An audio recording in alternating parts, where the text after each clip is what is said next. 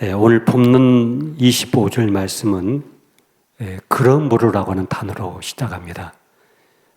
이 접속사가 있는 것은 앞에 있는 문장과 뒤에 있는 문장을 연결시키기 위해서 그러므로 밀접한 관계를 가지고 있는 단어를 사용해서 오늘 본문이 시작합니다. 앞에 있는 본문 말씀은 24절 보시면 한 사람이 두 주인을 섬기지 못할 것이니 혹 이를 미워하고 저를 사랑하거나 혹 이를 중히 여기고 저를 경히 여김이라. 너희가 하나님과 재물을 겸하여 섬기지 못하리라. 이 재물을 섬긴다고 하는 것은 세상을 섬기는 것이라고 말할 수가 있습니다. 돈이라고 하는 것은 이 세상사의 모든 것의 대명사입니다. 그래서 이 세상을 사랑하고 세상을 무서워한다는 이 말씀은 재물 중심으로, 물질 중심으로 세워진 세계관, 가치관 속에 그 인생이 담겨져 있다고 하는 것입니다. 우리가 세상을 사랑하고 세상을 무서워한다는 말은 다른 말로 표현한다면 하나님 중심이 아니라 물질 중심으로 우리 인생을 살게 될 때 그것이 바로 세상을 사랑하고 세상을 무서워하는 결과를 만들어내게 됩니다.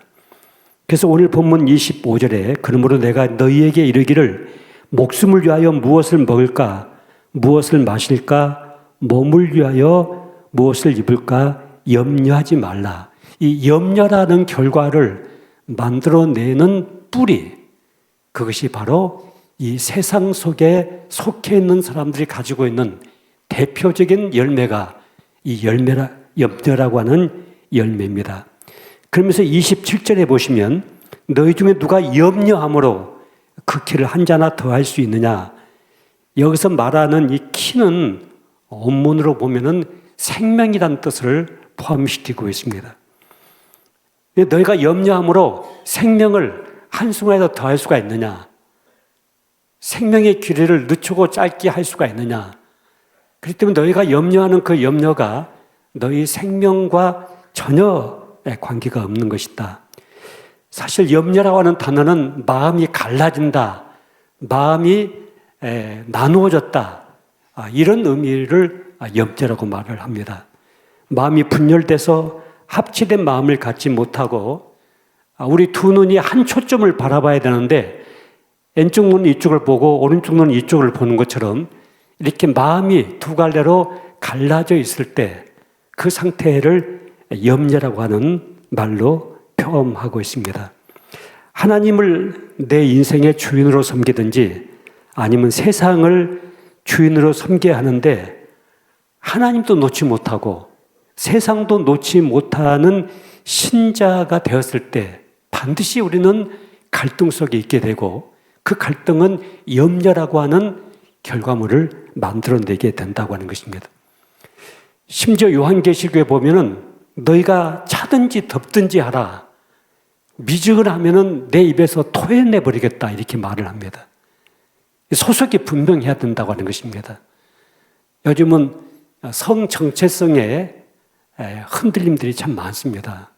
이게 남성인지 여성인지 분간할 수 없는 이상한 일들이 생겨지게 되고 요 며칠 사이에는 어떤 사람이 어떤 사람과 결혼하고 사기를 치고 하는데 이게 성 정체성의 문제가 되어 있는 것들을 우리가 뉴스를 통해서도 접하게 됩니다.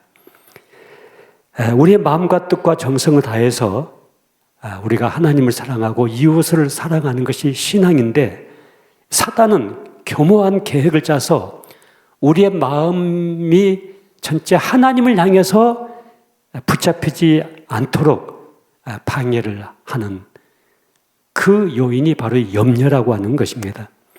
하나님을 의지하여 사는 사람들은 염려하지 말아야 된다고 하는 이 말은 준비하지 않아도 된다, 훈련하지 않아도 된다, 공부하지 않아도 된다, 그런 뜻이 아닙니다. 공중의 새를 보라, 심지도 않고 거두지도 않고 창고에 모아 들이지도 아니하되 너희 천부께서 기르신다. 그래서 새는 농사도 짓지 않고 집도 짓지 않고 아무것도 하지 않고 있는데 입만 벌리고 있으면 하나님께서 먹이고 입히고 재워주시는가? 전혀 그렇지 않습니다. 여러분, 새들을 유심히 관찰해 보십시오. 얼마나 분주한지 모릅니다.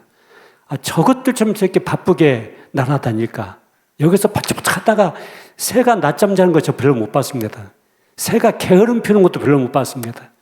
요즘은 새가 이 열매들을 향해서 이 나무로 저 나무로 제가 가끔가다 새를 유심히 이렇게 지켜볼 때가 있습니다. 그런데 어떻게 새가 부지런하게 움직이고 있는지, 하늘을 나는 참새가 먹을 것이 없어서 배고파 죽었다, 그런 얘기도 제가 아직 들어보지를 못했습니다. 우리 성도들도 가만히 앉아서 늘 기도만 하고 찬송하고 있는 그 삶이 신앙생활이 아니라 이것은 특정 종교에 속했을 때 그렇게 의식화를 시키고 있습니다. 우리가 준비하고 열심히 일하고 관리해야 됩니다. 수능을 이제 며칠 앞에 두고 있는데 하나님께서 나에게 그 수능 시험지를 딱 대하면 답안지를 보여주실 것이다.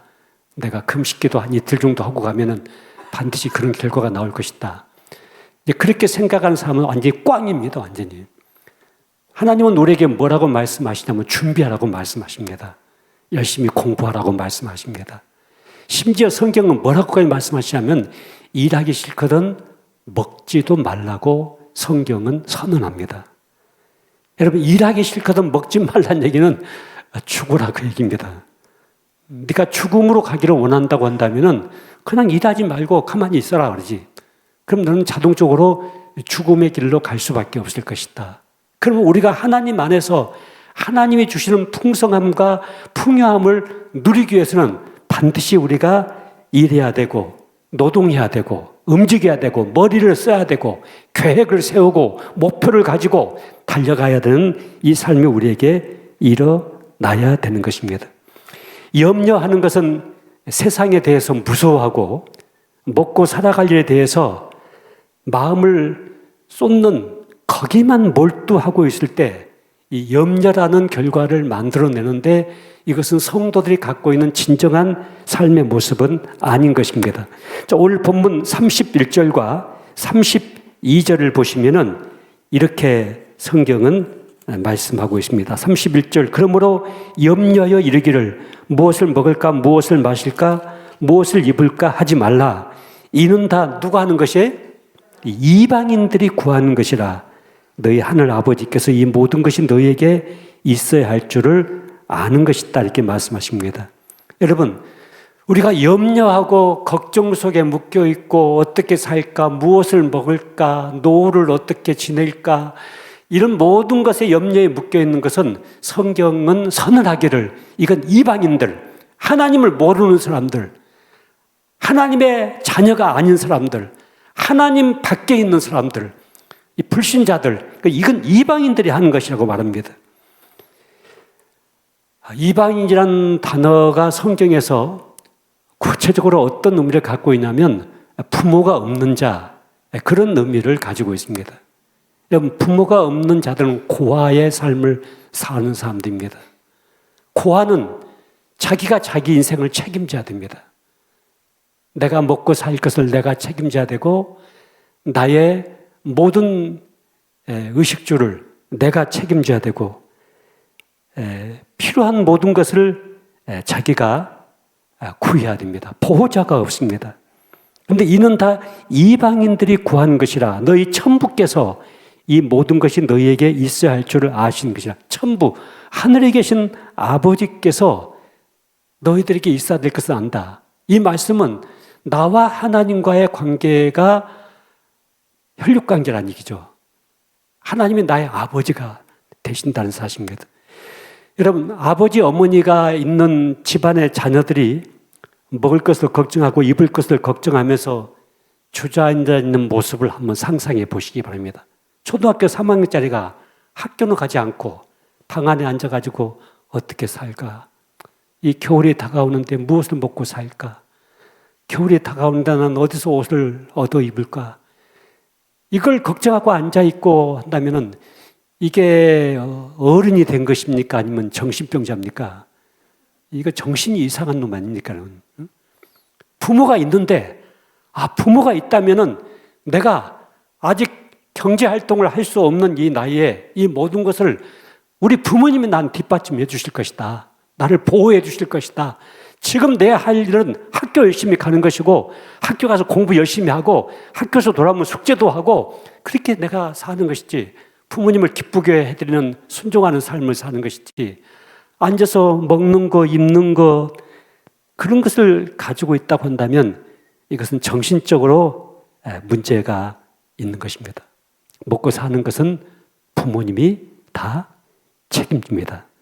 그런데 오늘 많은 신자들이 아버지가 없는 고아처럼 이 세상에 머물면서 먹고 사는 문제에 매달려서 근심하고 걱정하고 염려하고 두려워하고 무서워하는 이 세상을 살고 있는 것은 굉장히 실패하는 신자의 어리석음이다. 이 사실을 말하고 있습니다. 제가 국민학교 다닐 때는 굶어 죽는 사람들도 있었습니다. 그때는 보릿고기라고 하는 것도 있었고요. 또 지금처럼 이 복지의 문제가 이렇게 많은 혜택을 부여하는 그런 시절이 아니었습니다. 사회 안전망이 거의 구축되지 않았습니다. 그래서 정말 먹을 것이 없으면 이곳저곳에서 굶어 죽는 사람들이 많이 일어났습니다. 지금은 하나님께서 우리나라를 이제 축복하시고 이렇게 세워두셔서 사실 먹는 것이 없어가지고 굶어 죽는 사람들은 지금은 거의 없습니다. 물론 이제 정부에서 지원을 해가지고 의식주 문제를 해결하는 분들도 있지만은 이 차상위 그런 법적인 것의 보호를 받을 수 없는 어려운 사람들도 있어요. 이제 그런 사람들이 생활고에 어려움을 당하고 있는데 그런 사람들을 할지라도 우리 교회에 오면은 사랑의 나눔 마켓을 통해서 그 사람들을 구제할 수가 있고 어딘가에 가게 되면 자기를 도와줄 사람들이 다 있게 되잖아요. 우리 내적치유센터에 세상에서 가장 작은 교회당이 있거든요. 4명 들어갈 수 있는 교회당이거든요. 지금은 전국에서 이 교회당에 와서 기도 한 번 하고 가고 싶다고 전국에서 사람들이 오고 있습니다. 근데 코로나 전에 거기다가 이제 교회당을 지어놓고 거기에 이제 십자가가 하나 세워놨는데 거기다가 자꾸 사람들이 이제 헌금을 놓고 가는 거예요. 그래서 거기다가 조그만 헌금함을 놓고 이곳에 모아진 헌금은 매월 옥천군의 복지과 공무원들이 직접 와서 이 헌금을 수거해가지고 옥천의 가장 생존권에 어려움을 당하는 몇 가정, 누구 가정을 전액 지원하겠습니다. 그렇게 써서 붙여놨거든요. 그런데 이제 지난 어제 그저께 목요일 날이 10월 달 모아진 헌금을 이제 수거하러 온 날이었어요. 근데 목요일 날 헌금을 이제 공무원들이 개수해 보니까 527만 원 정도가 헌금이 모아진 거예요. 그래서 지금까지 지금 모아진 헌금들이 1억이 됐어요, 이제는요. 그러니까 1억의 헌금이 그 작은 교회당에서 모아져 가지고 정말 그 몇 가정을 집중적으로 살려내는 일을 하고 있는 거예요. 그들이 나는 먹을 것이 없기 때문에 나는 죽는다. 모든 것이 끝났다고 생각하는데 하나님은 우리 내적치유센터의 세상에서 작은 교회당을 통해서 그 가정들을 또 돕고 지원하고 살아나게 하고 있는 것을 보게 되었습니다. 오늘 본문의 본론 말씀이 30절 말씀이거든요. 오늘 있다가 내일 아궁이에 던져지는 들풀도 하나님이 이렇게 입히시거든 하물며 너희 일까 보냐 믿음이 적은 자들아.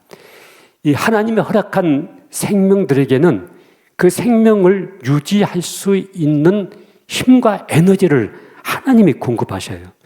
오늘 있다가 내일 아궁이에 던져지는 그 들풀까지도 하나님은 모든 필요한 것을 공급하고 계시는데 하물며 너희 일까 보냐. 내 자녀인 너일까 보냐.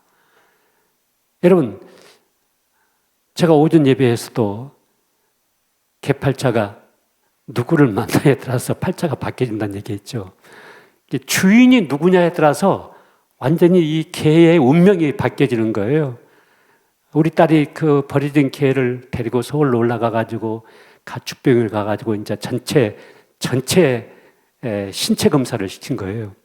무슨 병이 있는가 없는가 전부 다 종합 검사를 다 하고 그 개를 이제 또 개 목욕탕에 들어가서 목욕을 시키고 미용실에 갔다 미용을 시키고 이렇게 전부 해가지고 그 개를 이제 집안에서 잘 키우고 이렇게 교감을 하고 그렇게 했는데 주인이 바뀌어 버리니까 이 개의 팔자가 완전히 달라졌잖아요.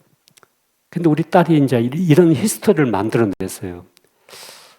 누가 이 개를 버렸을까? 버린 사람들도 모르겠고 왜 버렸는지도 모르겠고. 근데 우리 딸이 이제 그런 얘기 하는 거예요. 아빠, 내가 이렇게 생각하게 되어져요.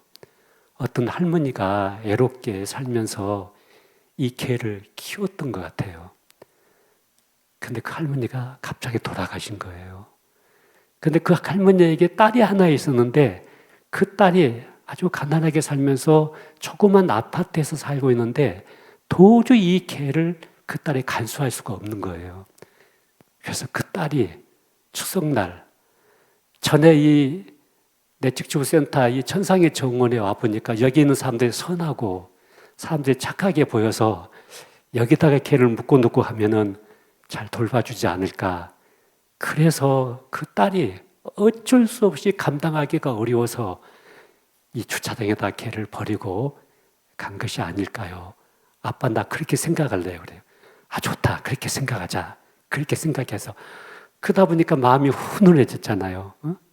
버려진 개가 아니라 정말 감당하기 어려워가지고 그 개를 놓고 간 것이고 또 우리에게 맡기고 간 것이 아닌가.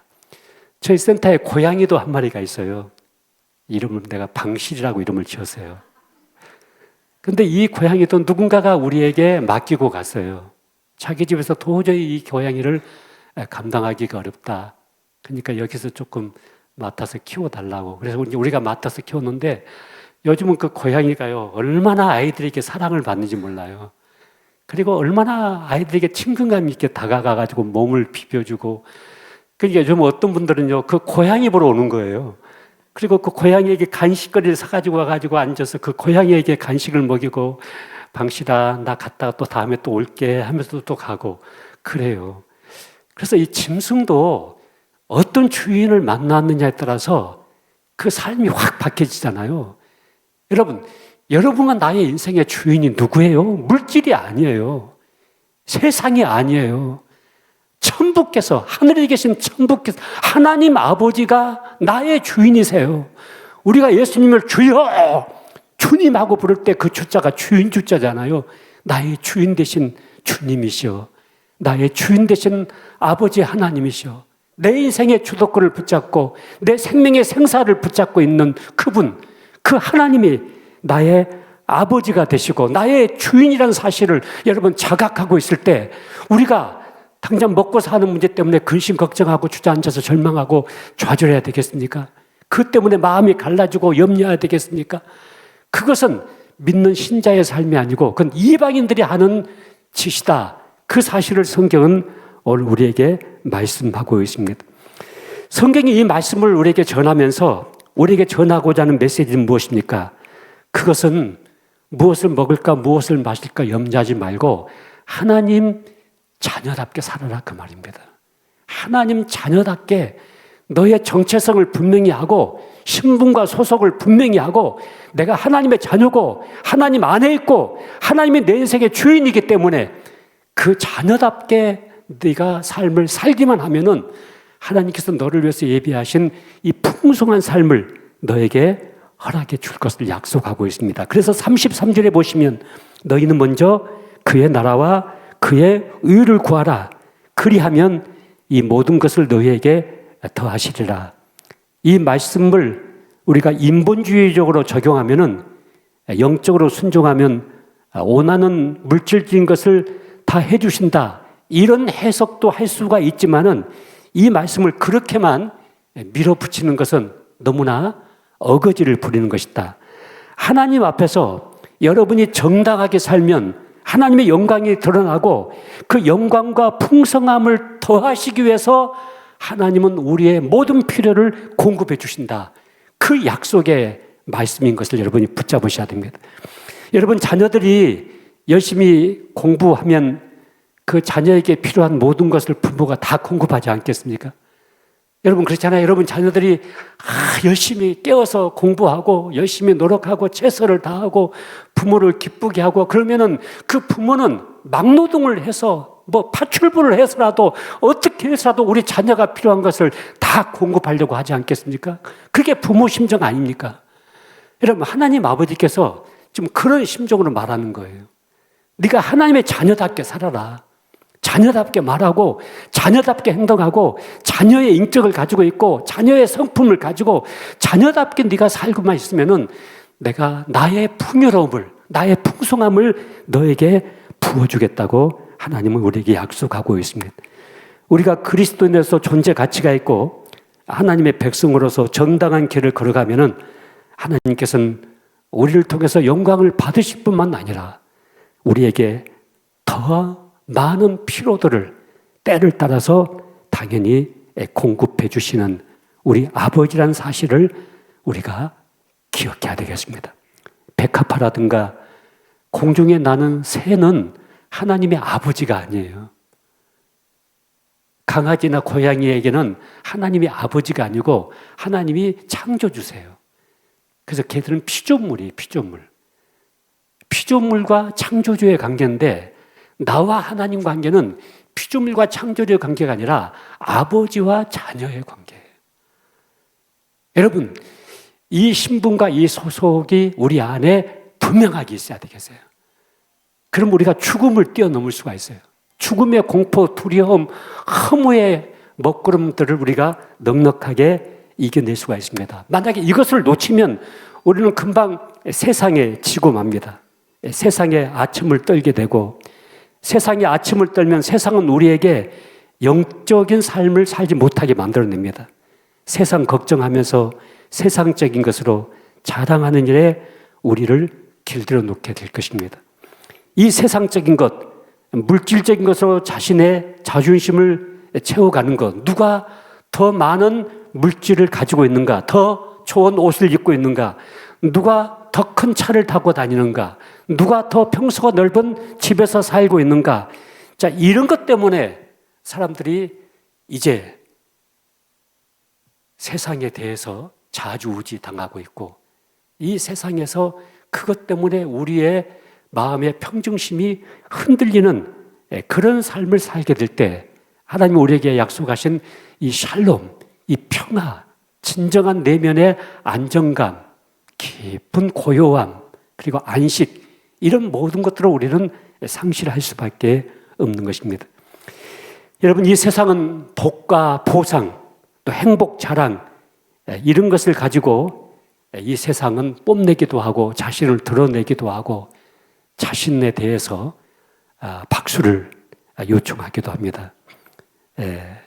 근데 그런 것을 교회 안에까지 가지고 와가지고 교회 와서 나는 재산이 얼마가 있고 나는 어떤 학위를 가지고 있고 난 세상적인 명예와 권력을 어느 정도 가지고 있고 이것을 드러내고 있다고 한다면 이것은 그 사람이 전혀 영적인 눈을 뜨지 못하고 있는 것입니다. 그래서 혹시라도 세상에서 잘 나가고요, 세상에서 아주 떵떵거리고 사는 사람들이 교회 와서도 떵떵거리고 있으면 여러분 속으로 발로 밟아버리세요. 그냥요. 무시해버리세요.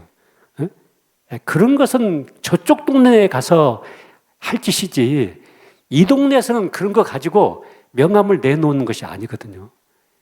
이 영적인 세계에 와서는, 교회에 와서는 예수님께서 가지고 계신 사랑과 희락과 화평과 인내와 자비와 양성과 충성과 온유와 절제, 이런 인격적인 성품을 가지고 이런 열매들을 같이 나누면서 우리의 삶을 더 풍요롭게 만들어가게 되는 것입니다. 여러분들 중에요, 혹시 앞으로 먹고 사는 문제 때문에 잠이 오지 않고 걱정, 근심에 묶이게 되면은 이 성경 말씀을 꼭 여러분이 찾아보셔야 돼요.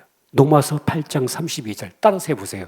자기 아들을 아끼지 아니하시고 우리 모든 사람을 위하여 내어주신 이가 어찌 그 아들과 함께 이 모든 것을 우리에게 은사로 주시지 않겠느냐. 자, 다시 따라서 해보세요. 자기 아들을 아끼지 아니하시고 우리 모든 사람을 위하여 내어주신 이가 어찌 그 아들과 함께 이 모든 것을 우리에게 은사로 주시지 않겠느냐. 여러분, 이 말씀을 꽉 붙잡으셔야 돼요. 그러면 여러분이 잠을 잘 수가 있을 거예요. 여러분 속에 깊은 내면의 안정감과 평화를 가질 수가 있을 것입니다. 하늘에 나는 새도 들에 피어있는 백합화도 내가 입히거든 하물며 너일까 보냐. 여러분, 이 약속은요 굉장한 약속입니다. 그리고 하나님이 내 편이 되시고 그 아들까지도 아끼지 아니하시고 나를 위하여 십자가에 내어주신 그 하나님께서 뭐가 아깝겠습니까? 뭐가 부족하겠습니까? 그런데도 이것을 나에게 아직 허락해 주시지 않는 것은 아직 하나님의 때가 안 됐고, 그것을 통해서 하나님은 나를 훈련시키시고 내 인격을 성장시키시고 나를 주님 안에서 더 키워가고자 하는 하나님의 놀라운 계획이 있기 때문이에요. 섭리가 있기 때문이에요. 여러분, 제가 작년에요 그런 일이 있었어요. 한 15년 동안 기도했던 일이 있었어요. 제가 15년 동안 계속 하나님께 기도했는데 작년에 하나님이 응답을 하신 거예요. 15년 동안. 그래서 내가 그래서 하나님 15년 걸렸습니다. 근데 하나님이 빙긋이 웃으면서 지금이 때야 그래. 지금이 때야. 네가 15년 전에 기도했을 때 내가 딱 줘버리면은 그건 너 감당 못해. 근데 15년이 지난 지금 딱 허락해 주셨을 때 하나님이 나에게 말씀하시기를 지금이 때야. 지금이 때야. 여러분, 하나님은요 반드시 하나님의 때에 하나님의 자녀들을 위해서 계획하시고 예비하신 것을 허락하세요, 여러분요.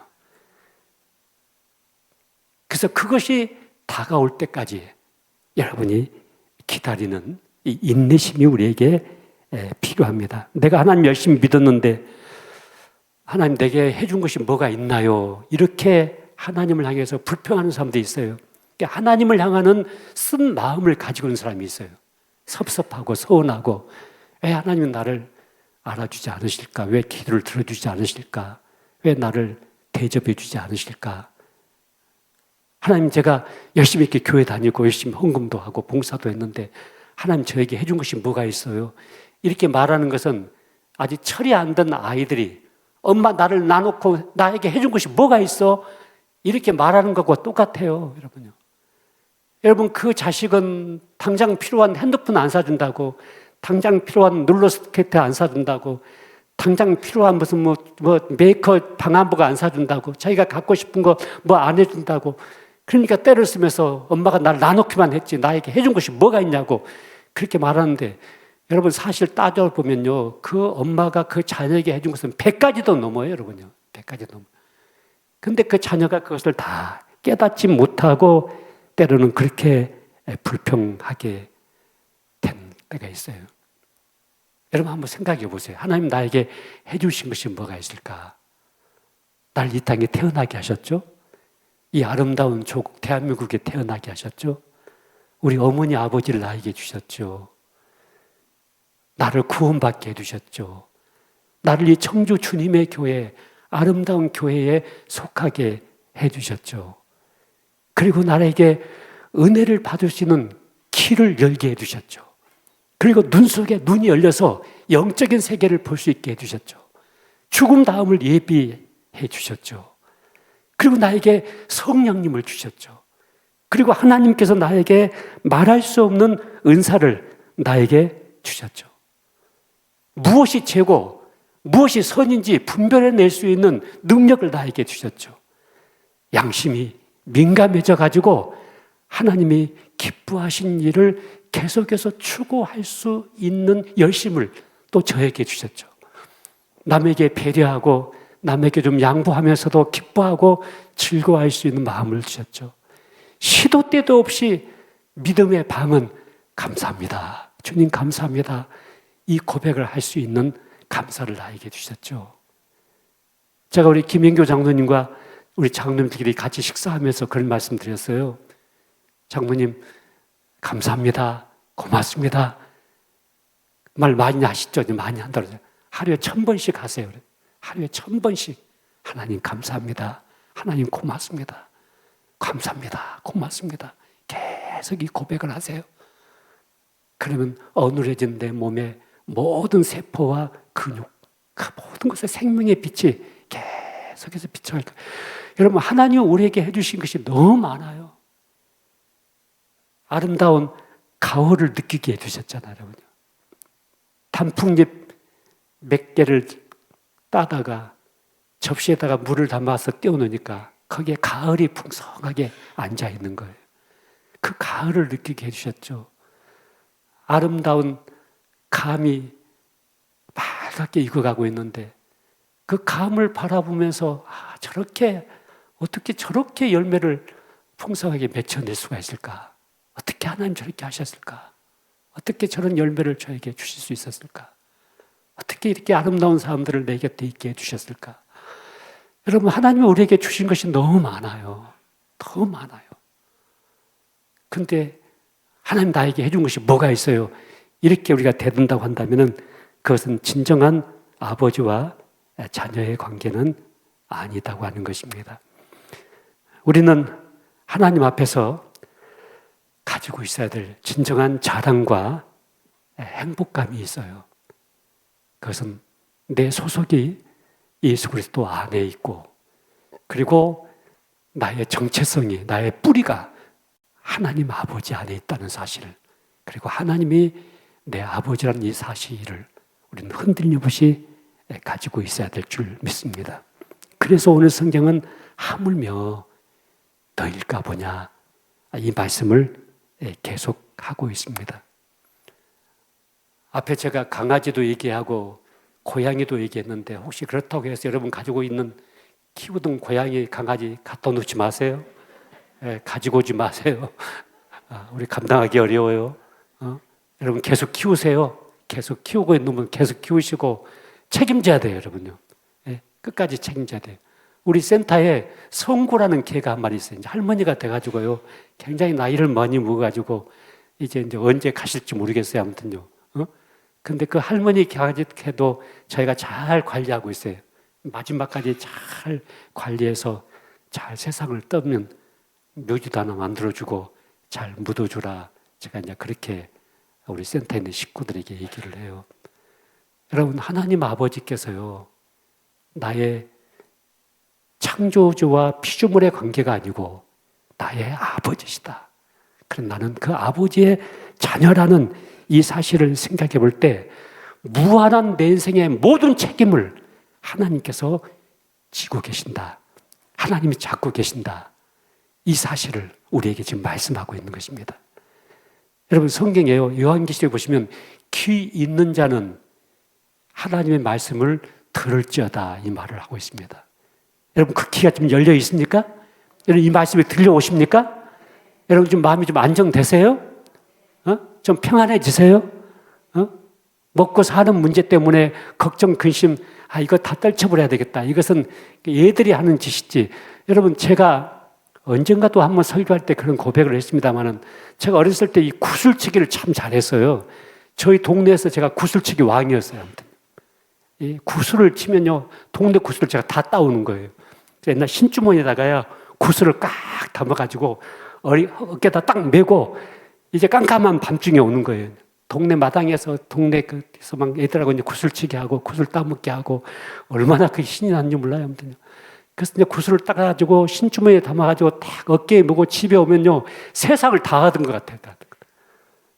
그래서 집에다 갖다 놓고 그 구슬도요, 아주 예쁜 구슬들이 있어요. 그럼 그걸 가지고 이제 불빛에다 비춰보면서 영롱한 그 불빛에 빛나는 그 구슬들. 나중에 중학교 가니까요, 완전 쓰레기예요, 그게요. 그러니까 아무것도 아니에요, 그게. 아무것도 아니에요, 그냥. 응? 다 쓰레기 다 버렸어요, 다 버렸어요. 요즘도 저는 뭘 이렇게 정리하면서 버리는 것이 참 많아요. 옛날에는 참 이것 계속 관리하고 있었는데 이것도 버리고 저것도 버리고. 저희 장인 어르신 우리 김준영 장로님이 세상을 떠나셨잖아요. 그리고 장로님과 이제 우리 장모님, 어머님이 두 분이 우리 감골에서 살고 계셨잖아요. 그래서 이제 아버님, 어머니 살고 계셨던 그 집이 그대로 지금 있거든요. 그리고 모든 그 옷가지나 그런 것이 그대로 있다고요. 그래서 들어가서 이제 그것을 좀 정리하고 또 저희 아내도 좀 정리를 좀 해보고 그러면서 거기 있는 아버님이 그동안 쌓아놓으신 것들 그게 굉장히 많아요. 그러면 내가 볼 때 다 버려야 될 거거든요. 고물상 추락한다 불러가다가 다 버려야 될 것이에요. 그것 없으면 안 된다고 생각했던 순간이 있지만은 그러나 그것이 우리의 인생을 좌지우지할 수 있는 것이 아니고 내 아버지는 하나님 아버지시다. 하나님이 내 아버지시다. 나는 그의 자녀다. 하나님이 나를 품고 계신다. 안고 계신다. 내 아픔과 내 고통과 이 문제를 하나님은 이렇게 잘 알고 계신다. 그리고 반드시 이 부분을 하나님께서 풀어가신다는 사실들을 우리가 꼭 기억해야 됩니다. 여러분, 이런 것들을 순간순간 기억하게 하기 위해서, 날마다 기억하게 하기 위해서 하나님이 무슨 일을 하신지 아십니까? 날마다 해를 떠오르게 하셨어요. 밤으로 인생이 끝나버리는 것이 아니라 날마다 해를 떠오르게 하세요.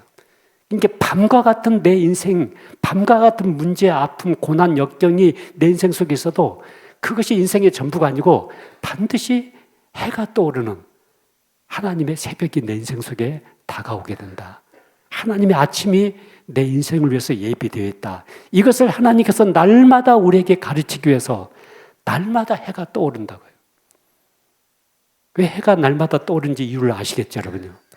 날마다 해가 떠오를 때마다 하나님께서 오늘 또 내 아버지가 되시고 오늘 또 나를 지키고 계시고 나를 보호하고 계신다는 이 사실을 순간순간 나에게 확인시키기 위해서 지나간 계절이 다시 다가오고 때를 따라서 비를 내리기도 하십니다.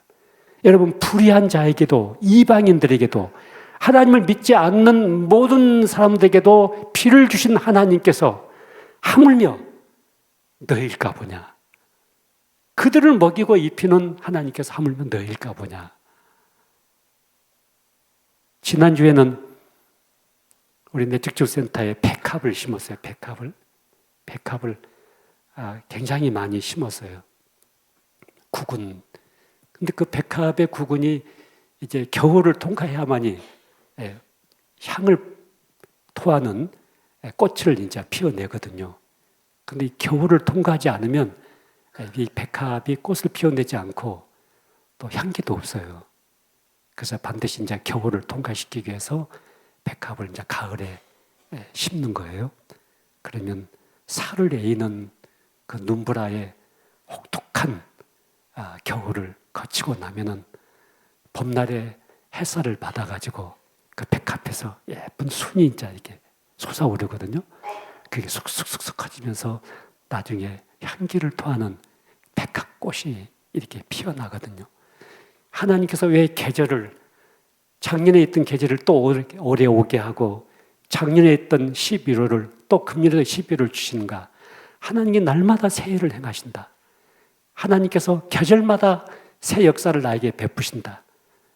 반드시 나는 너의 아버지다. 이스라엘 백성들이 광야에서요, 하나님이 주신 만나를 먹고 매일 살았거든요. 근데 만나를 한 달분씩, 1년분씩 준 게 아니에요. 하루분씩만 줬어요. 그것은 이스라엘 백성들을 계속해서 훈련시키는 거예요. 날마다 너희를 먹이는 아버지가 바로 나다. 그 사실을 하나님께서 이스라엘 백성들에게 날마다 주입시키는 거예요. 그걸 40년 동안 훈련시키는 거예요. 그러니까 날마다 매일 만나를 내려서 먹이고 또 만나를 내려서 먹이고, 그럼 밤중에는 내일 먹을 것이 없는 거예요? 그러면 자녀들이 엄마 아빠를 바라보면서 아버지 어머니 내일은 어떻게 살아요? 우리 아무것도 먹을 것이 없는데요. 그러면 그 아버지 어머니가 뭐라고 말을 했냐면 어저께 우리에게 먹을 것과 입을 것을 주셨던 그 하나님 아버지를 바라보고 잠자자. 그 하나님을 믿고 잠자자. 그 하나님의 새해를 행하실 것이다 하고 잠을 재웠어요. 아침에 딱 일어나 보니까 여전히 마당에는 만나가 수북하게 내려가지고 그것을 또 먹을 수가 있는 거예요. 그래서 매일매일 새로운 날이 우리에게 다가오는 것은 하나님께서 매일매일 우리를 지키고 계시고 매일 순간순간 우리를 보호하고 계시는 이 아버지라는 사실을 우리에게 확인시키기 위한 하나님의 놀라운 섭리라는 사실들을 제 마음속에 가져보게 되었습니다.